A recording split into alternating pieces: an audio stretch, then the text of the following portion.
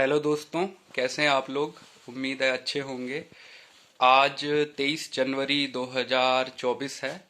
आज का दिन सुभाष चंद्र बोस जी का जन्म दिवस है, जिसे पराक्रम दिवस के रूप में मनाया जाता है। अभी कुछ समय पहले एक मूवी आई थी एनिमल, जिसका जो मुख्य किरदार था उस पर काफ़ी कुछ, हालांकि मैंने वो मूवी देखी तो नहीं है, लेकिन जो आर्टिकल्स आते हैं न्यूज़पेपर में तो उसमें जो अल्फा पर्सनैलिटी है उसकी काफ़ी चर्चा रही थी।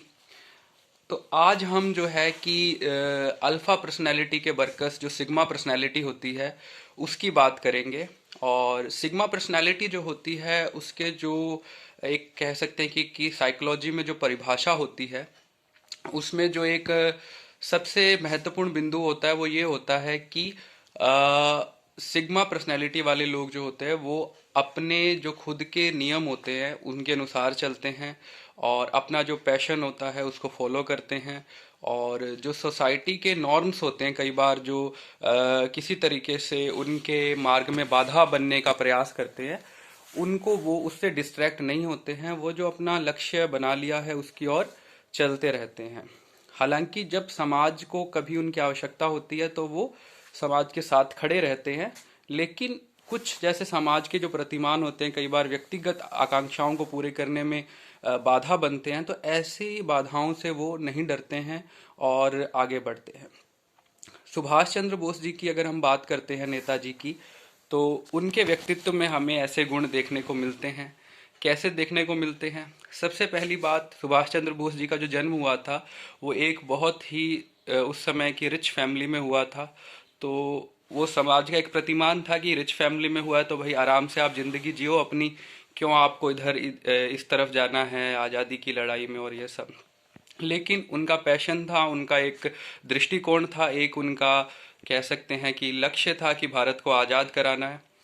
और उसके लिए पहले जो उन्होंने अपना मार्ग चुना कि भारत, मुख्य उद्देश्य जो था वो ये था कि भारत की भलाई करना। तो उसके लिए उन्होंने जो सबसे पहले मार्ग चुना वो क्या था? वो था भारतीय सिविल सेवा का, आईसीएस। आईसीएस की उन्होंने परीक्षा दी। उस समय उनका ऑल इंडिया 4 रैंक आया था। और बहुत ही प्रतिष्ठित सेवा आज भी समझी जाती है, और उस समय खासकर ज़्यादा समझी जाती थी क्योंकि भारतीय जो अधिकारी थे उस समय प्रशासनिक सेवाओं में बहुत कम हुआ करते थे। तो सुभाष जी का चयन हुआ उसमें। लेकिन फिर सिग्मा पर्सनैलिटी वाला गुण, पहला गुण आपने देखा कि जो रिच फैमिली से होने के बावजूद भी आराम से जिंदगी जीने के बजाय उन्होंने इस तरफ भारत की भलाई का मार्ग चुना। दूसरी जो सिग्मा पर्सनैलिटी का एक गुण उनमें देखने को मिला वो तब मिला जब जलियांवाला बाग की दुर्घटना हुई, तो उन्होंने अपना जो पद था वो त्याग दिया। तो सोसाइटल नॉर्म तो ये है, या फिर जो सामान्य दृष्टिकोण है कि एक अच्छा इतना पद मिला है तो आपको क्या जरूरत है कि और उस समय तो खास करके बहुत ही महत्वपूर्ण माना जाता था। तो लेकिन सुभाष जी का जो दृष्टिकोण था कि उनके जो नियम थे उनके अनुसार जो है कि वो सही नहीं बैठ रहा था, तो उन्होंने वो पद जो है अपना त्याग दिया। उसके बाद वो भारत की स्वतंत्रता की लड़ाई में आगे बढ़ गए।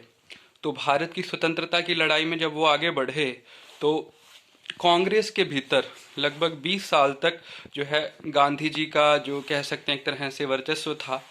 लेकिन गांधी जी ने भी ये महसूस किया कि जो सुभाष चंद्र बोस है उनकी प्रतिभा का लंबे समय तक हम उसको नेग्लेक्ट नहीं कर सकते। तो आखिर करके 1939 में उन्हें कांग्रेस का अध्यक्ष बनाया गया।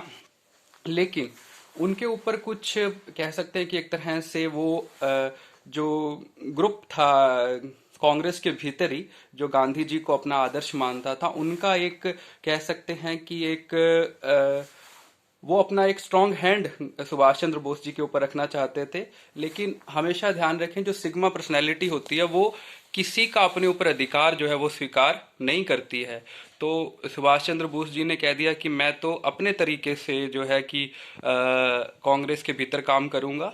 तो वो उन उस समय वो जो उनके बीच में आपस में जो कह सकते हैं कि मतभेद किसी आधार पर हो गया, तो वो सुभाष चंद्र जी को कांग्रेस जो है वो छोड़नी पड़ी। तो उसके बाद भी लेकिन ध्यान रखें कि जो सिग्मा पर्सनैलिटी है वो कभी भी अपने जो नियम हैं या अपना जो पैशन है उसको नहीं छोड़ती है। संस्थाएं बदलती रह सकती हैं, पद बदलते रह सकते हैं, लेकिन जो उसके दिमाग में जो काम करने का जो विज़न है वो कभी नहीं बदलता है। तो नेताजी के दिमाग में जो विज़न था कि भारत को स्वतंत्र कराना है और जल्दी से जल्दी स्वतंत्र कराना है वो विज़न जो है वो कभी चेंज नहीं हुआ। हालांकि उनका पद बदल गया, उसके बाद उनकी संस्था भी बदल गई, फॉरवर्ड ब्लॉक उन्होंने बनाया। फॉरवर्ड ब्लॉक के बाद भी वो क्या किया उन्होंने कि आज़ाद हिंद फौज का जो है गठन किया और उन्होंने कहा तुम मुझे खून दो, मैं तुम्हें आज़ादी दूंगा। तो यहाँ तक वो पहुंच गए और उन्होंने कहा कि मैं भारत को कम से कम समय में जो है कि स्वतंत्रता दिलाना चाहता हूँ। तो ये इस प्रकार से उनकी जो पर्सनैलिटी थी वो हमको एक जो साइकोलॉजी में सिग्मा पर्सनैलिटी होती है उसकी झलक दिखाती है।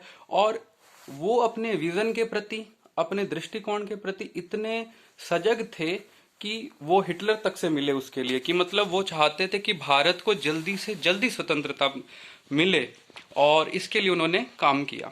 तो ये कुछ बातें थी जो हम देखते हैं कि अलग अलग प्रकार की पर्सनैलिटीज़ की बात आजकल होती है, तो उसमें जो सिग्मा पर्सनैलिटी होती है उसका एक बेहतरीन उदाहरण हमको सुभाष चंद्र बोस जी के जो व्यक्तित्व है उसमें मिलता है।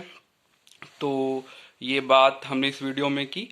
अब एक जो नए एस्पिरेंट तैयारी कर रहे हैं उनके लिए भी मैं बता दूं कि मैं कोई एक बड़ी वीडियो तो नहीं बनाऊंगा कि पूरा जिसमें कवर हो जाए।